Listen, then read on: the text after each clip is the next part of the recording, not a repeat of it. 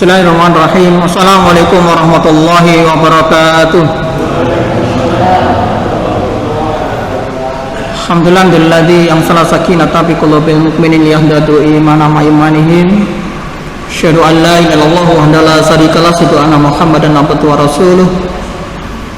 Allahumma shalli wa sallim ala Muhammadin wa ala alihi washabihi wa man tabi'ahum bi ihsan yaumidin. Ibu-ibu, bapak-bapak rahimakumullah, alhamdulillah Allah masih memberikan hidayahnya pada kita semua, sehingga seluruh potensi nikmat yang diberikan Allah SWT bisa kita maksimalkan untuk selalu mendekatkan diri kita kepada Allah SWT. Alhamdulillah pada malam hari ini kita bisa berkumpul kembali dalam rangka untuk thalabul ilm. Semoga ini adalah salah satu di antara bukti bahwa kita ingin terus berbakti beribadah pada Allah SWT. Bapak Ibu sekalian rahimakumullah, untuk menambah suasana keberkahan kita awali dengan membaca Al-Basmalah. Bismillahirrahmanirrahim. Bismillahirrahmanirrahim.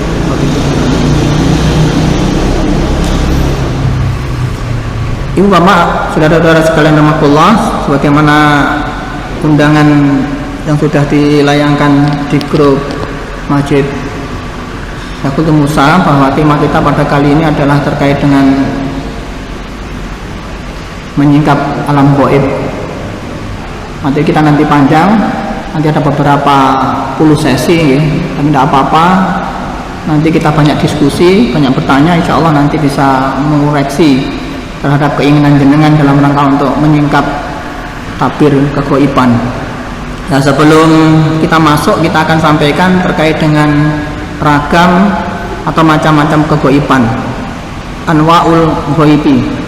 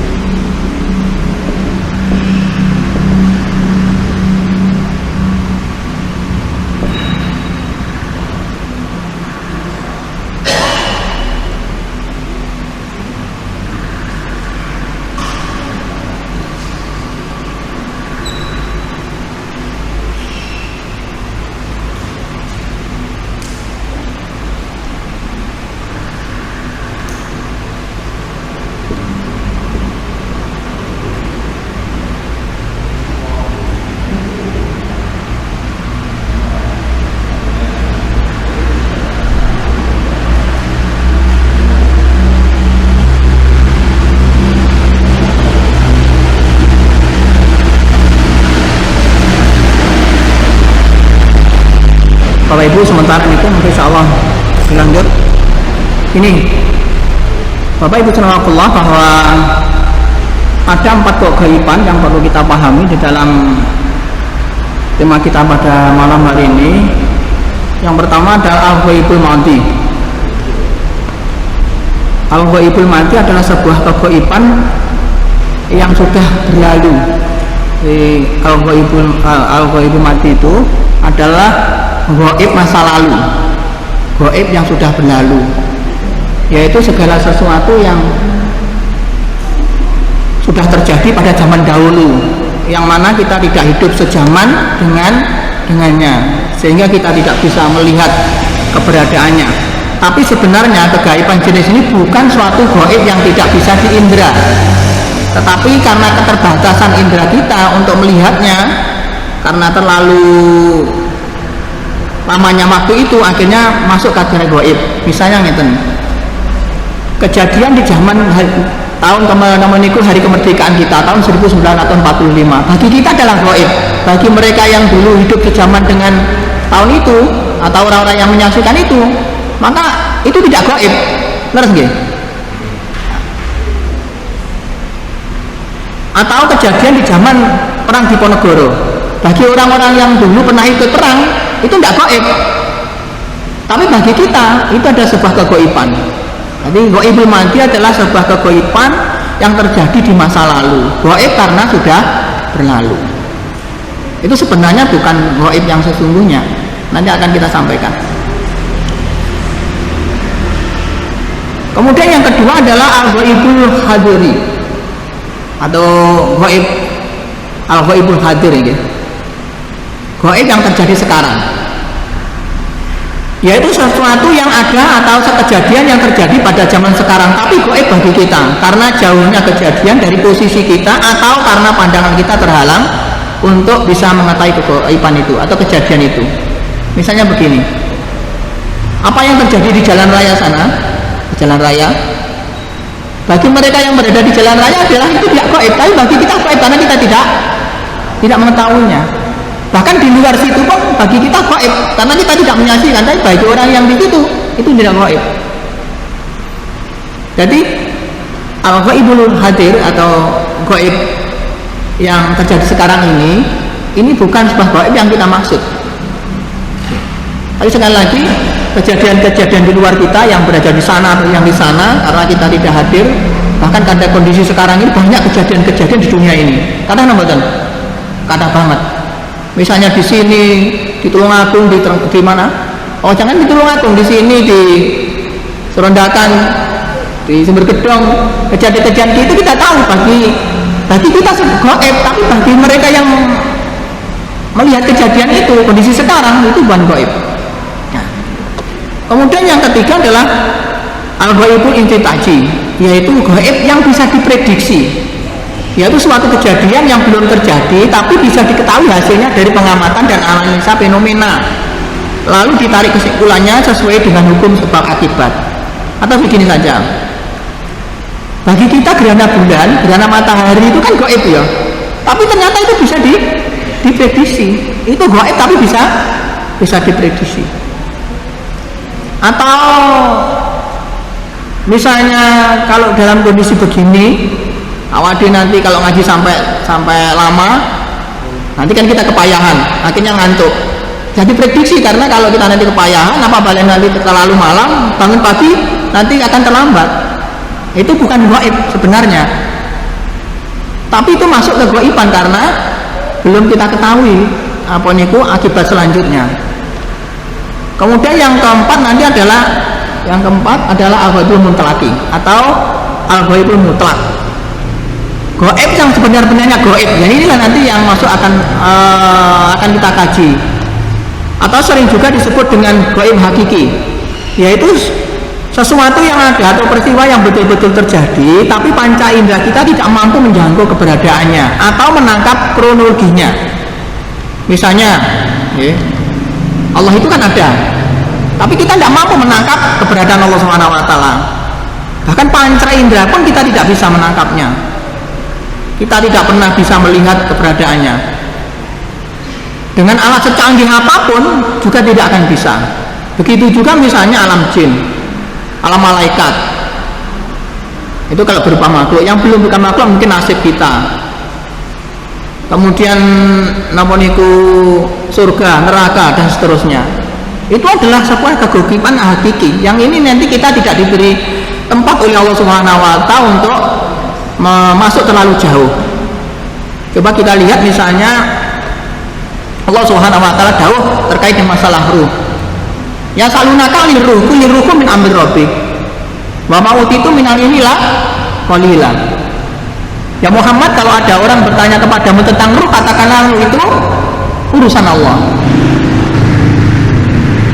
Wa ma utitu min ilmi qalila, dan kalian tidaklah diberi ilmu kecuali hanya sedikit. Sedikit itu yang mana? Yang sedikit itu yang diberikan Allah di dalam Al-Qur'an dan diberikan oleh Rasulullah SAW lewat hadis-hadisnya.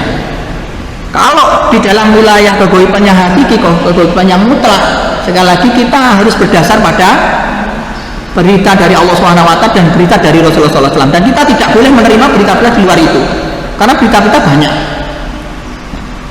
Oke. Pada dukun tidak boleh, paranormal juga tidak boleh. Buktinya apa? Buktinya Rasulullah SAW jauh, man ata arafan al kahinan, barang siapa datang ke Arab atau ke kahin, ke peramal atau ke kahin, fasadahu bima yaqulu, kemudian membenarkan apa yang dikatakannya, faqad kafara bima unsila ala Muhammadin sallallahu alaihi wasallam, sungguh dia telah mengingkari apa yang diturunkan pada Rasulullah sallallahu alaihi wasallam. Bisa dipahami ya? Nah, ini bahasan kita. Bahasan kita adalah mana? Gaib hakiki, gaib mutlak. Yang ini kita tidak boleh kemudian menerangkan, kita tidak boleh memberitahukan kecuali apa yang diberitakan Allah dan diberitakan oleh Rasulullah SAW. Bapak Ibu sekalian rahmatullah, kita awali dari definisi gaib. Gaib secara bahasa adalah sesuatu yang tidak nampak.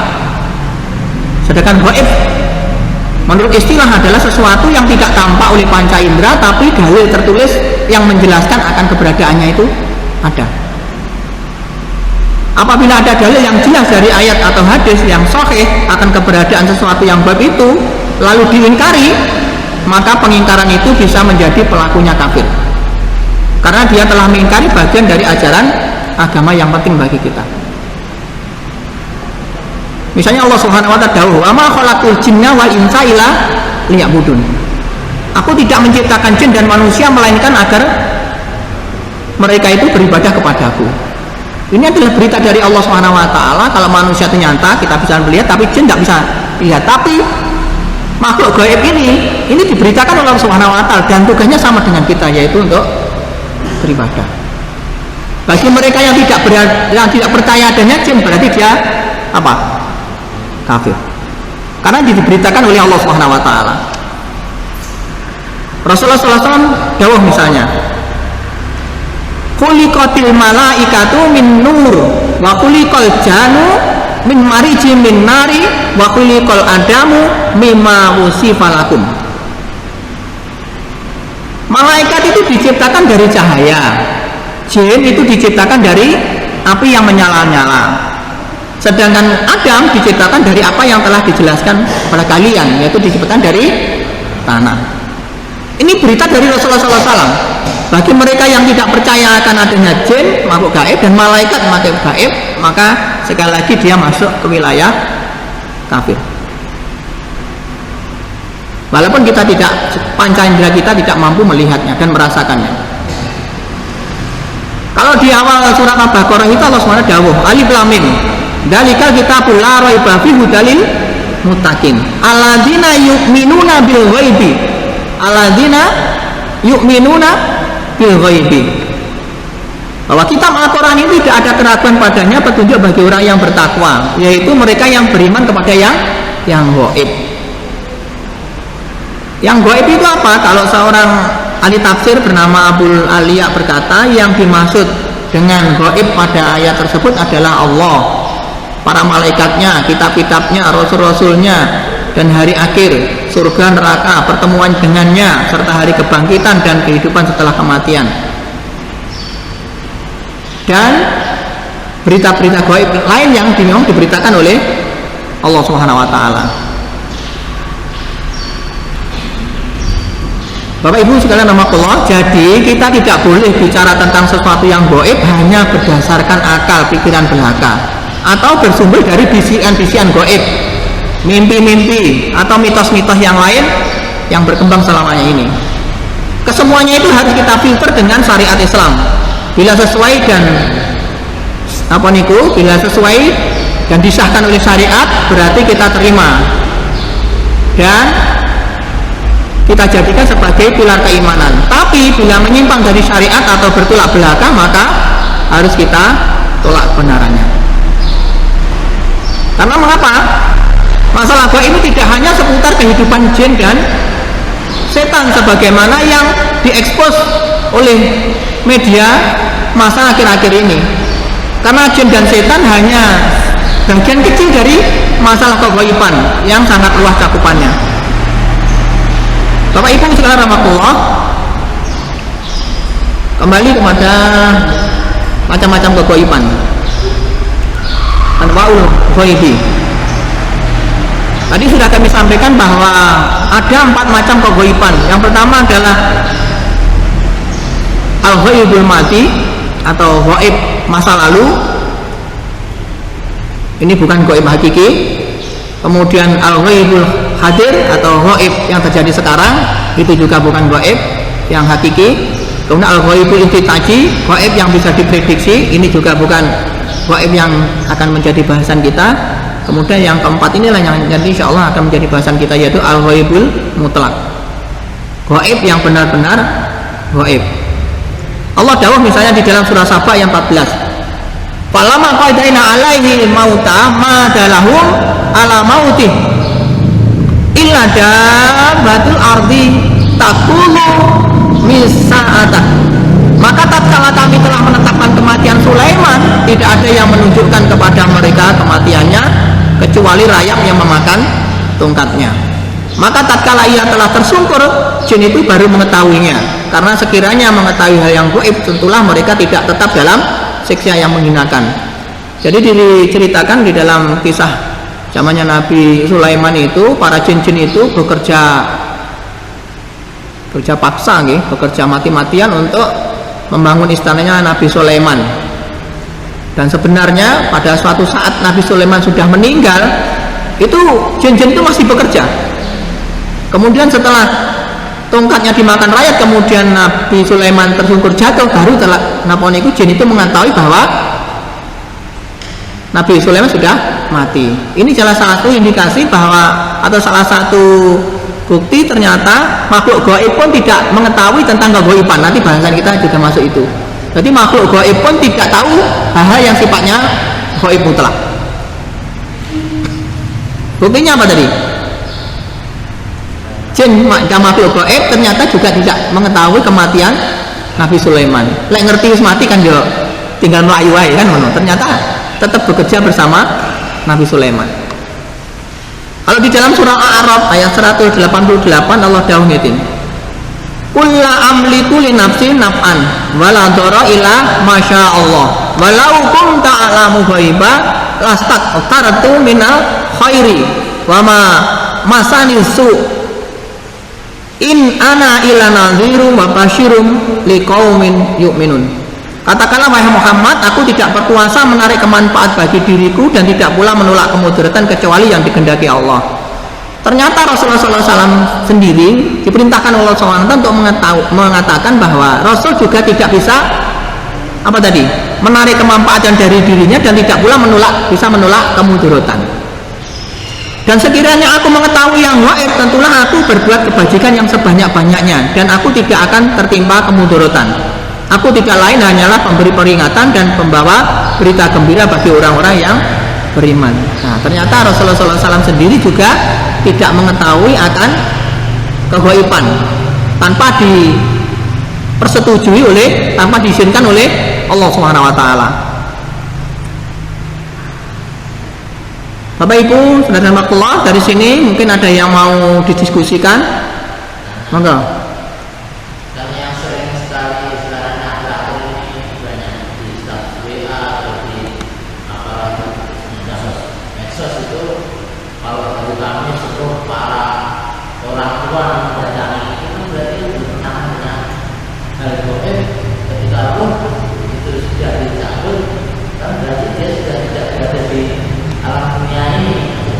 Dunia, maka ada yang klaim bahwa datang dari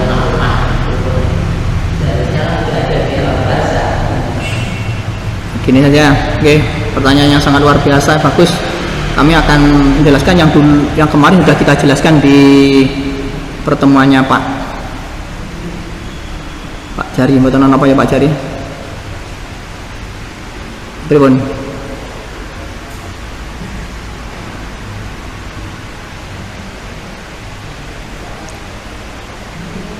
Jadi pertanyaannya tadi adalah apa intinya? Ketika ada yang klaim bahwa sering sekali ini bahwa setiap malam Jumat arwah-arwah dulu di dalam makna berarti diceritakan bahwa Allah juga adalah urusan Allah. Oke, tadi kami sampaikan di dalam surat Al-Isra Allah dawuh ya salunaka anil ruh kuliluhu min amri rompi wa ma'uti itu min ilmi la qalila. Katakan ya Muhammad, kalau ada orang bertanya kepadamu tentang ruh, maka katakanlah ruh itu urusan Tuhan dan kalian tidak boleh diberimu kecuali hanya sedikit. Sedikit itu yang mana? Sedikit itu adalah yang diberikan Allah di dalam Al-Quran dan diberitakan oleh Rasulullah SAW lewat hadis-hadisnya. Nah, kemudian ada pertanyaan tadi yang sangat bagus, kami coba ini aja. Kekeliruan yang sementara ini berkembang di masyarakat terkait dengan alam jin atau alam ruh, mohon untuk disimak. Yang pertama, ini nanti ada 7. Pemahaman masyarakat kita itu adalah, saya dengar pertanyaannya, setiap orang mati secara tidak wajar itu ruhnya akan gentayangan. Ngoten nggih. Bapak Ibu Allah, bahwa dalam sebuah riwayat disebutkan oleh Qadi Iyad menjelaskan bahwa orang itu kalau sudah meninggal, ruhnya itu akan kembali ke alam ruh. Ruhnya itu akan kembali ke alam ruh. Kalau ruhnya baik akan ditempatkan di tempat yang tinggi, malul a'la atau iliyin, ditempatkan di alam ruh, namanya apa tadi? Iliyin. Kalau ruhnya jelek, maka akan ditempatkan di alam ruh yang rendah, namanya sijin.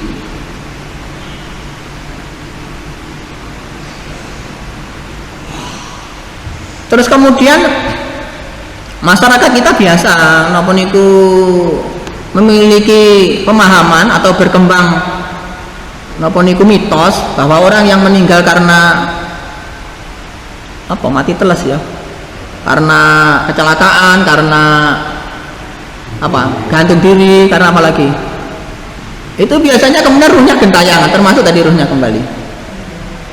Bahwa sekali lagi tidak ada ruh yang gentayangan. Tidak ada ruh yang gentayangan. Ruh itu kalau sudah meninggal maka ruhnya akan kembali ke alam ruh. Kemudian permasalahannya di mana? Loh, kemudian siapa yang gentayangan itu? Yang gentayangan itu tidak lain adalah setan. Yang gentayangan itu siapa? Setan. Dalam rangka untuk menggoda kita, dalam rangka untuk mengelabui kita, dalam rangka untuk menggoda kita supaya nanti kita memilih pemahaman yang salah. Dan ternyata banyak di dalam perjalanan kehidupan masyarakat kita yang akhirnya memiliki pemahaman yang salah. Misalnya ada seseorang yang mati dalam kondisi kecelakaan. Nah, kemudian orang lewat, biasanya apa? Ngebel-ngebel ya, jadi ngebel-ngebel. Kemudian apa lagi?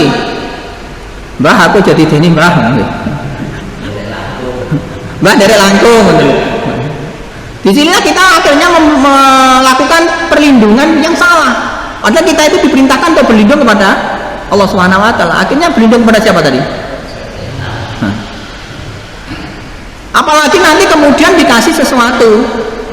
Biasanya kan begitu. Nah, dikasih apa? Kembang. Nah, biasanya malam Jumat dikasih apa? Nah, dikasih kopi. Sesuai karo keinginannya dan napa niku senengane bae ngoten nggih. Mungkin kita juga bertanya, lah Pak, napa niku mbahku niku nyusup ning gone sinten ngoten ketus suarane, polahe gaya bicarane padha, senengane iki ya persis ngoten nggih. Kan sering awak dhewe ngoten niku. Ingat Bapak Ibu Allah bahwa di dalam diri kita itu selalu ditemani oleh dua makhluk. Dan itu sejak awal kita lahir sudah ditemankan dua makhluk oleh Allah Subhanahu wa taala. Yang satu dari malaikat, yang satu dari jenis jin. Setan dari jenis jin. Yang dari malaikat selalu membisikkan kebaikan, yang dari setan dari jenis jin selalu membisikkan kejahatan. Siapa itu namanya? Kalau dalam istilah yang kita kenal, Korin. Kemudian pernah sahabat itu bertanya, apa yang jenengan itu juga ditemani Korin ya Rasulullah? Kemudian Rasulullah ternyata juga jauh. Saya juga sama, tapi Korin yang bersama saya diberi ditundukkan oleh Allah Subhanahu wa taala sehingga hanya manut apa yang saya katakan. Lalawadi kan boten.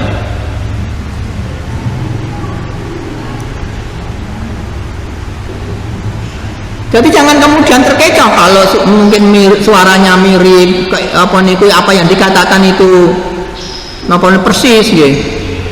Kemudian kesenangannya apa juga tahu, karena dia mengikuti kita mulai dari kecil sampai meninggal. Maka maklum dia mesti tahu persis ya apa-apa yang menjadi kebiasaan dan keinginan kita. Itu yang pertama. Sudah bisa dipahami ya? Kemudian yang kedua, masyarakat kita itu berpemahaman bahwa ruh penasaran itu bisa menampakkan diri. Roh itu penasaran kemudian bisa menampakkan diri.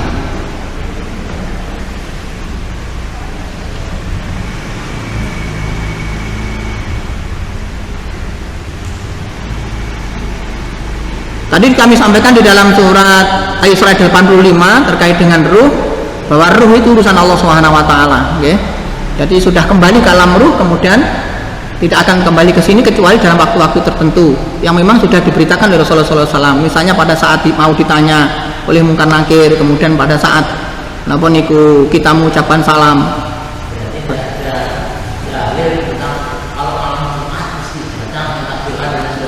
Ya. Ya nanti didengarkan saja salis yang ketemu. Kemudian ulang lagi, tidak ada satu ayat atau hadis yang menjelaskan bahwa ruh yang telah keluar dari jasadnya itu bisa berubah wujud menjadi sosok jasad yang ditinggalkannya, apalagi merasui jasad orang lain. Yang bisa berubah wujud dan menyerupai sesuatu atau sosok seseorang adalah malaikat atau jin. Dan ruh yang ditiupkan ke jasad seseorang bukanlah malaikat atau jin. Yang ketika lepas dari jasadnya bisa berubah wujud atau menampakkan diri sebagaimana pemahaman di antara masyarakat kita selama ini.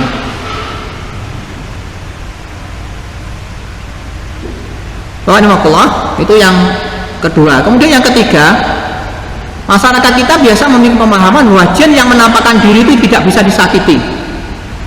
Jin yang menampakkan diri itu tidak bisa disakiti. Coba kalau kita lihat misalnya jenengan delok film-film ngoten, apa cakar kan YouTube banyak ning kono menampakkan diri kemudian seakan-akan ngedeni ngoten, ditembaki, dipukuli, dibacok mboten napa-napa, nggih tembus ngoten nggih. Itu keliru. Jadi jin itu kalau sudah menampakkan diri akan berlaku hukum penampakan. Jadi kalau hukum penampakan, kalau nampak ya dipegang bisa, dipukul juga bisa, suka sakit, dibunuh juga bisa mati. Itu kalau menampakkan diri. Dan posisinya kalau dalam kondisi ini, kalau dia menampakkan diri maka posisinya sangat lemah. Sebagaimana ikan itu, ikan di dalam air itu yang demikian kesitnya ya. Tapi kalau sudah keluar dari air kemudian di alam darat, ikan itu mudah mati enggak? Mudah mati.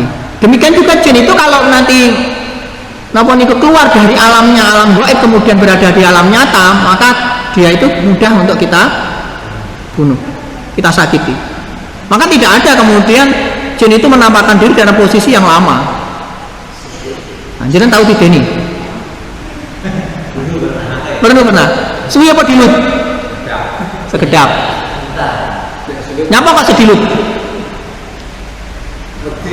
Wedi lah dipateni kan, wedi lah di jenengan Bang. Tapi padha-padha wedine. Iya, padha-padha wedine. Padahal Allah Subhanahu wa taala sampun dawuh nggih. Alladzina yuqatiluna fisabilillah walladzina yuqatilu fisabilit tagut. Faqatilu aliya setan. Inna kaida syaitani kana dhaifa. Bahwa Allah Subhanahu wa taala di akhir ayat tadi, inna kaida syaitani kana dhaifa. Sesungguhnya tipu daya setan itu, penampakan itu, menipu jenengan ngeten-ngeten itu posisinya sangat lemah.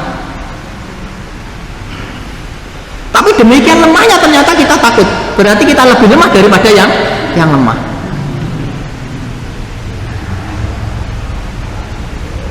Kalian yang wedi berarti imannya sangat lemah. Kira-kira ini sing wedi bukan toh? Sesungguhnya kita masih lemah. Dan saya yakinnya rata-rata buat ini penakut sama hantu. Penakut sama hantu toh? Jangan sih menampakkan diri hantu kalau istilahnya itu. Laras nggih? Wedi toh? Yang dulu kan? Kabur. Padahal Allah Subhanahu wa taala Rasulullah SAW memberikan tip doa untuk berlindung dari godaan setan. Kan banyak. Yang pendek ya auzubillahi minasyaitonir rajim. Tapi ternyata kita takut. Berarti sesungguhnya kita masih sangat lemah, lebih lemah daripada lemahnya setan yang berada di alam nyata. Bapak Ibu, kemudian yang keempat, masyarakat kita itu beranggapan bahwa jin itu mengetahui perkara gaib. Nonton nggih? Jin itu mengetahui perkara gaib. Itu salah. Jin itu walaupun makhluk gaib tapi tidak mengetahui kegaiban. Tidak mengetahui hal-hal yang sifatnya gaib. Buktinya apa? Allah Subhanahu wa taala dahulu di dalam surat Jin ayat 10, nanti bisa dilihat apa nama yang artinya, dan sesungguhnya kami tidak mengetahui apakah keburukan yang dikehendaki bagi orang-orang di bumi ataukah Tuhan mereka mengetahui menghendaki kebaikan bagi mereka. Jadi jin-jin sendiri juga tidak mengetahui kegaiban. Maka zaman dulu sebelum Rasulullah SAW diutus, setan-setan dari jenis jin itu sering mencuri berita.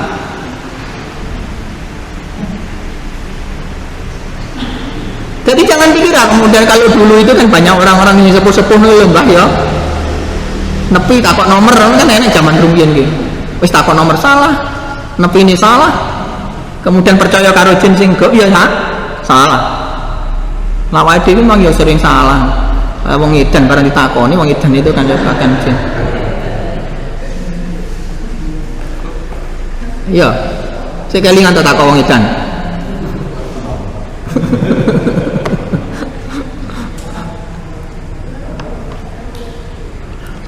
Coba kita lihat tadi saya bacakan di dalam surat apa tadi?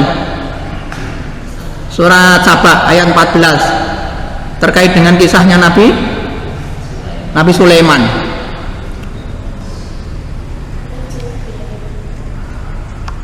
Falamma qadaina alaihi al-mauta ma dalahum ala mautihi illa dahabatan ila dahabatul ard takulu min sa'atah. Maka tatkala kami telah menetapkan kematian Sulaiman, tidak ada yang menunjukkan kepada mereka kematiannya itu kecuali rayap yang memakan tongkatnya. Ternyata jin-jin itu juga tidak tahu terkait dengan gaib. Buktinya apa tadi? Nabi Sulaiman sudah mati, dia masih bekerja keras. Terus kemudian dia mengatakan kalau sekiranya mengetahui hal yang gaib, tentulah mereka tidak tetap dalam sisa yang menghinakan. Kira-kira lah ngerti Nabi Sulaiman mati, ya melayu, kabur. Ternyata orang kabur, bangga tersiksa untuk mengerjakan proyek-proyek yang dilakukan oleh Nabi Sulaiman. Dan takut betul sama Nabi Sulaiman. Bisa dipahami? Sudah dapat berapa tadi? 4. Sekarang yang kelima. jin itu takut pada jimat. Jin takut pada jimat. Ini pemahaman yang salah. Jin itu tidak takut pada jimat. Jin tidak takut pada jimat. Ora kaya nang ngene film-film kae. Ana wong ngene apa kae? Celung ngoten terus kemudian gua jimat diplek-neplek ngono terus berhenti. Engko terus ngene kelihatan cepat ceblak terus mlayu neh. Jadi tinggap peti karo jimat. Lah paling nek omahe jenengan yo sik kasih ditempel-tempel kono gen setan iki gen mlayu ngoten. Kira-kira mlayu ta malah moro? Moro. Ya sik enteng ngoten dalem ngoten niku. Boten. Boten enten sing ijo sik panggah mawon.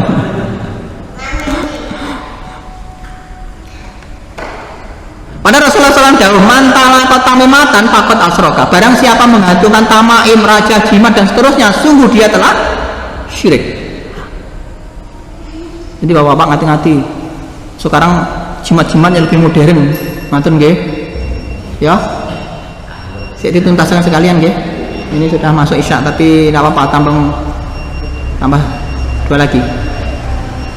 Nanti dasarnya jangan cari sendiri, tapi insya Allah seperti itu. Kemudian yang selanjutnya, terus bagaimana cara kita mengusir setan? Bagaimana? Kalau Rasulullah jawab, misalnya sesungguhnya setan itu pergi dan kabur dari rumah yang di dalamnya dibacakan surat Al-Baqarah. Jadi kemudian Rasul juga jawab, apabila kamu hendak tidur di pembaringan, bacalah ayat kursi sampai tuntas. Karena Allah senantiasa menjagamu dari setan dan setan tidak akan mendekatimu sampai pagi. Ini tip-tip yang diberikan oleh Rasulullah SAW. Kemudian yang keenam, kekeliruan masyarakat kita adalah jin itu bisa dilihat manusia. Nah, itu salah. Jin itu tidak bisa dilihat oleh manusia. Allah jauh di dalam surat Al-A'raf ayat ke-27. Ini sudah ngisak, kan bacakan lagi saja nggih. Di dalam surat Al-A'raf ayat 27 itu Allah dawuh sesungguhnya ia setan dan pengikut-pengikutnya itu melihat kalian dari suatu tempat yang kalian tidak bisa melihat mereka. Jadi jin itu bisa melihat kita tapi kita tidak bisa melihat dia. Itu dalilnya seperti itu. Kemudian Rasulullah SAW beritahu kita, jika kalian mendengar lolongan anjing dan ringkihan keledai di malam hari, maka berlindunglah kepada Allah karena mereka sedang melihat apa yang selama ini tidak kalian lihat. Ini apa itu? Setan. Kemudian yang keberapa? Yang ke-7. Jin takut pada sinar matahari. Itu keliru. Jin tidak takut pada sinar matahari. Setan tidak takut pada sinar matahari. Kira-kira lek ngeten iki kan setane malah kira-kira. Akeh. Lawan ini malah nggih akeh. Lek bengi akeh. Jadi tiap hari, tiap saat ada. Jin tidak takut pada sinar matahari. Mereka nawadi pemahamannya kayak zaman ini Bandung Bondowoso. Bandung Bondowoso diperintahkan untuk bangun candi. Nah kesusu esu kemudian peluru jago dianggap wis esu kemudian setane ngalih. Nah, setan tidak takut pada sinar matahari. Justru Rasulullah SAW dawuh itu sesungguhnya matahari terbit antara 2 tanduk setan dan tenggelam antara 2 tanduk setan. Jadi waktu-waktu matahari terbit dan waktu matahari tenggelam itu adalah waktu-waktu yang sangat napa niku ganas nih bagi setan untuk menggoda kita. Istilahnya kalau orang-orang dulu kan kesurupan ya, surut nggih, ndang mlebu omah. Dan perintahnya memang begitu. Rasulullah SAW kalau sudah mau mendekati malam itu kita diperintahkan untuk masukkan anak-anak kemudian menutup pintu. Bapak Ibu Allah, mantan sakit kalau aturakan insya Allah nanti kita lanjut tema ini dengan banyak pertanyaan insya Allah nanti malah lebih eksplor. Apa?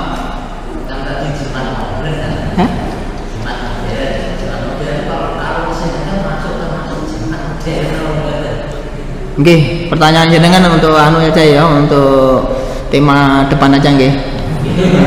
Nanti kalau dijawab sekarang waktunya sudah ngisak. Mungkin sing badhe salat kula mungkin tidimu karo anu. Ini Pak anu wis ubah mawon bingung mawon. Terus ngisa apa badi ngoten. Ngoten ngapunten mboten lepatipun mboten napa. Nanti banyak explore di rumah, lain TV-TV kemudian ditanyakan, insya Allah nanti kami sedikit bisa, kalau bisa saya jawab. Semoga dengan itu nanti kita cakrawala berpikir kita terkait dengan masalah gaib bisa tuntas.